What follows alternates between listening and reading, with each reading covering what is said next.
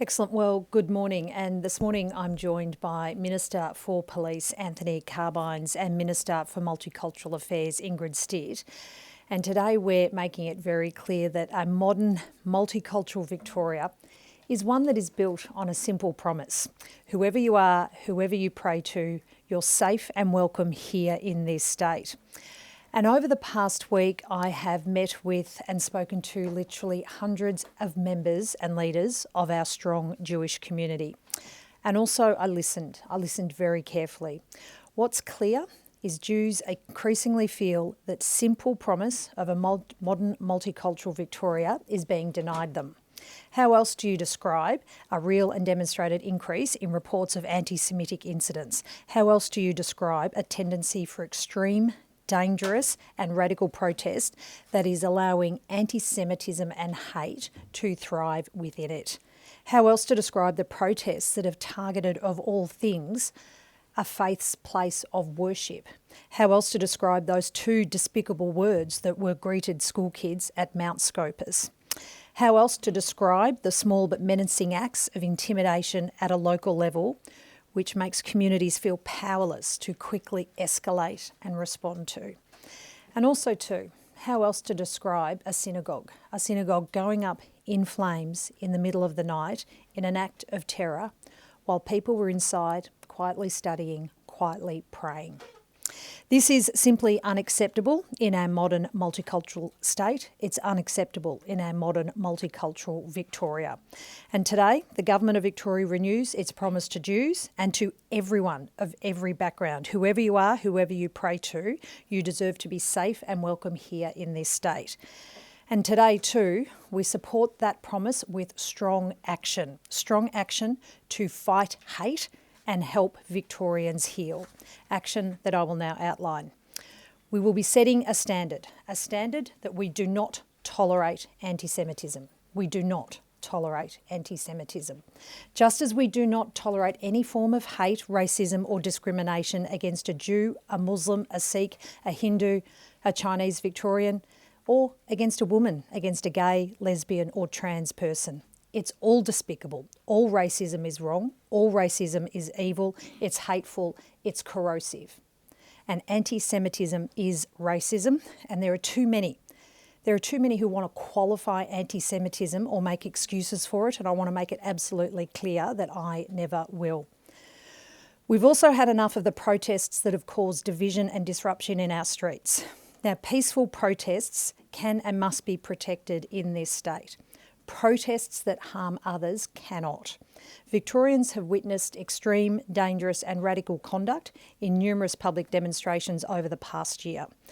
And it would be wrong for me to say that everyone who's attending these protests is anti-Semitic. There's no one saying that. But we know some are, and we know some are showing that. We also know that hate and anti-Semitism are thriving in these environments. That's why we're going to give police the powers to weed out and stamp out the influence of extreme and radical participation in public protests. Firstly, we will ban the flags and symbols of listed terrorist organisations in public. That includes Hamas, Hezbollah and several other groups, including white national extremists and radical racist violent extremist right-wing groups. We will also ban the use of face masks and balaclavas at protests. We know they are being used to conceal identities, shield agitators from crowd control measures like capsicum spray. Well, face masks aren't a free pass to break the law. And there should be no place to hide in this state if you're a racist stirring up hate on the streets. And we're also going to ban the use of glue, rope, chains, locks and other dangerous attachment devices that protesters use to cause maximum disruption and also endanger others. These devices also put people in harm's way and make it harder for police to do their job and also make heroes out of morons. This is what police have asked for, and this is where we are acting. We've also started to see more and more the targeting of places of worship as legitimate forms of peaceful protest. We saw it outside the Caulfield Shul. We saw it at the Great Synagogue of Sydney. We also saw it at Central Shul. That's not peaceful protest. It's menacing behaviour. And I must say, from my own community in Bendigo, I'd hoped we'd seen the last of this sort of behaviour. I'd really hoped we'd seen the last of this sort of behaviour following targets in the community of Bendigo, following protests in that community that targeted Muslim community in my hometown. There was an incident that occurred, an incident that was both rightly condemned, but also an incident that became the genesis of the work that we have released on introducing stronger anti-vilification laws to the Victorian Parliament. But we know it's rearing its head again, and we will act. We will legislate to protect the right for people to gather and pray, free from fear, free from harassment, and free from intimidation from protesters. We will also legislate to thwart protests and disturbances at shuls, at temples, at churches, at mosques and gurdwaras. Anywhere in Victoria where Victorians are simply undertaking their fundamental right of religious freedom. Because that is a freedom that must be enjoyed by all in our strong multicultural state. Now also too, there will be some people who'd stand at platforms like this and declare that multiculturalism is the problem. Well, no, in my view, in my government's view, multiculturalism is the solution. I sincerely believe that those principles of multiculturalism, of understanding, of tolerance, of celebration, will help us to repair those threads of social cohesion that have been frayed and torn at in the past year. And also too, I believe that our beloved multicultural, multi-faith organisations can be our champions of cohesion, champions of a united Victoria. This starts with the role we play in guiding and funding them.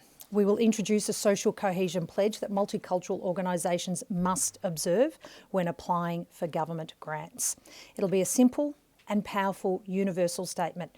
It won't be about any other country but our own great country here in Australia. And there'll also too be consequences if that pledge is broken. We're also setting out a big ambition to restart multi-faith dialogue here in Victoria. It has been dormant. Multi-faith dialogue has been dormant since last year amid the conflict we have seen overseas. It will take a lot of work and a lot of faith to get that dialogue moving again. Restarting the dialogue to help groups find areas of understanding and also areas where we can continue to move through this challenging time and continue to support people of all faiths and all cultures in our state. And finally, our own systems must be match fit. So we also commit today to undertake further work to make sure Victoria's multicultural policies, institutions and personnel are equipped to reject division, to build bridges and also resolve conflicts. This includes work within the Victoria Multicultural Commission to ensure it can deliver this agenda, and I can announce that this work will be guided through the formation of a targeted advisory group. And I'm very proud to say today it will be headed by an eminently qualified and respected Victorian, George Lakakis. George was the longest-serving chair of the Victoria Multicultural Commission, and we'll have more to say about those details soon.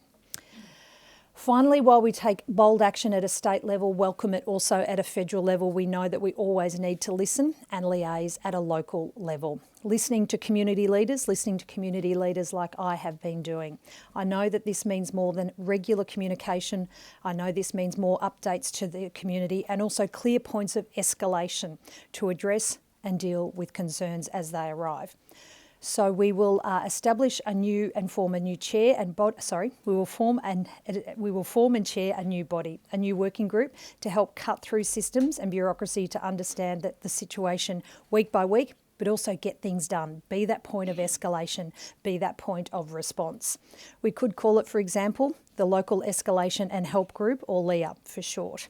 It could include representatives from across government departments, councils, the Jewish community, rabbinical groups, security groups. But I want to be clear, this is not about politicians. We'll work with community leaders, we'll work with agencies, we'll work with community representatives on the makeup of this group so we can get LEA up and running as soon as possible. Before I hand over to the Minister for Police, can I just finish by saying, this is a long journey of reform and it builds on the work done to date. It builds on the introduction of the Anti-Vilification and Social Cohesion Bill into the Victorian Parliament. It builds on the banning of Nazi symbols and salutes. It builds on making Holocaust education mandatory in all of our schools. It builds on Victoria's first anti-racism strategy and it builds on those police powers to crack down on violent and unlawful protest. And we need it. We need it. I'll never forget the visit I made last Friday. I'll never forget the sight and smell of that blackened synagogue for the rest of my life. I will never forget the harrowing stories of those who had escaped from that act of terror. And I'll also never forget how it also made me reflect my own childhood, growing up, attending church on the weekend with my family. Anti-Semitism is a cancer. Anti-Semitism is a cancer, and we must leave no stone unturned to fight the evil of anti-Semitism, to fight the evil of this racism and hate in all of its forms, and also continue to work to help heal our multicultural community, to help build on that social cohesion and continue to support a strong, united Victoria.